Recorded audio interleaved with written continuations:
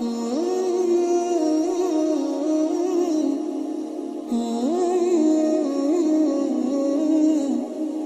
الرحیم۔ آج ہم الحمدللہ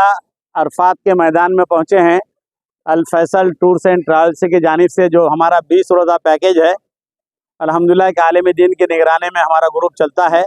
اور پوری مکمل زیارتیں ایک عالم دین کی نگرانی میں ہوتی ہے۔ آج ہمارے معتمرین کے ساتھ ہم جبل رحمت پر پہنچے ہیں، یعنی کہ عرفات کے میدان میں پہنچے ہیں۔ یہ جو پہاڑ آپ کو نظر آ رہا ہے یہ جبل رحمت ہے۔ دیکھیے پہاڑ، یہ جبل رحمت ہے، دیکھ لیا آپ نے غور سے۔ چلیے اب اس کی تاریخ بتا رہا ہوں میں آپ کو۔ چلو میں ایسا ٹھہر جاتا ہوں نا، چلیں گے نا۔ یہ جبل رحمت ہے، اس کی تاریخ یہ ہے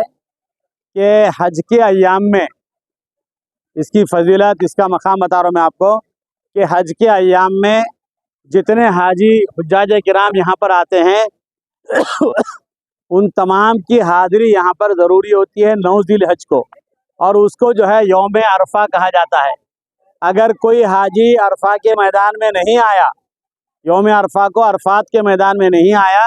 تو اس کا حج نہیں ہوتا۔ اگر کوئی آدمی بیمار ہے، دواخانے میں ایڈمٹ ہے، اگر وہ کوما میں بھی چلا گیا تو یہاں کی گورنمنٹ جو ہے ان کو ایمبولینس میں ڈال کے عرفات کے میدان میں لاتی ہے اور تھوڑی دیر ان کو عرفات کے میدان میں رکاتی ہے۔ تو عرفات کے میدان میں رکانے کے بعد پھر ان کو لے جاتی ہے آگے نا۔ عرفات کے میدان میں اللہ تعالیٰ نے اس کی فضیلت رکھی ہے کہ اس دن جو بندہ جو دعا مانگتا ہے، اللہ تبارک و تعالیٰ ان کی اس دعاؤں کو قبول فرماتے ہیں۔ اور اس دن اگر کوئی بندہ یہ سوچے کہ میری دعا قبول ہوئی یا نہیں ہوئی، ایسا سوچنا بھی غلط بات ہے، ایسا نہیں سوچنا چاہیے، کیونکہ اللہ تعالیٰ نے جب کہا کہ آج دعا قبول ہوتی ہے تو 100% دعا قبول ہوتی ہے۔ اور یہ فضیلت جو ہے یہ یوم عرفہ کے دن ہے، حج کے دنوں کے لیے۔ آج ہم یہاں پر آئے ہیں، ہم اللہ تعالیٰ کا شکر ادا کریں اور اپنی دعاؤں کے اندر یہ دعا کریں کہ اللہ جس طریقے سے آپ نے عمرے کے سفر میں ہمیں میدان عرفات میں بلایا، ایسے ہی حج کی ہمیں توفیق عطا فرما، اور حج کے دنوں میں ہم سب کو یہاں پر پہنچا، اور ہمارے علاوہ جتنے بھائی ہمارے یہاں پر آنے کے خواہش مند ہیں سب اس کے لیے دعا کریں۔ دیکھیے عرفات کے میدان میں نبی کریم صلی اللہ علیہ وسلم نے جب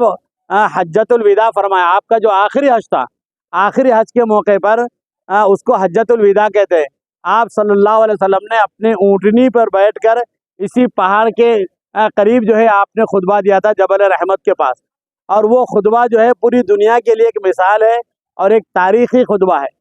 عرب کے پاس کیا ہوتا تھا کہ ایک دوسرے کو نیچ اور اونچ نیچ کا مقام تھا، اور امیر غریب کا مقام تھا، کالے اور گورے کا مقام تھا، عرب اور عجم کا مقام تھا۔ تو نبی کریم صلی اللہ علیہ وسلم نے خطبے کے اندر فرمایا کہ آج سے یہ ساری چیزیں ختم ہو گئی،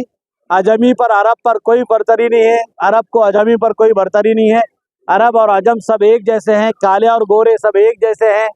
اور کوئی ظالم نہ بنے، کسی پر ظلم نہ کرے، کسی نے کسی کا حق لیا ہے تو اس کے حق کو لوٹا دے، اور خون کو جو ہے کسی کا خون بہا ہے تو خون بہائے کو معاف کر دے۔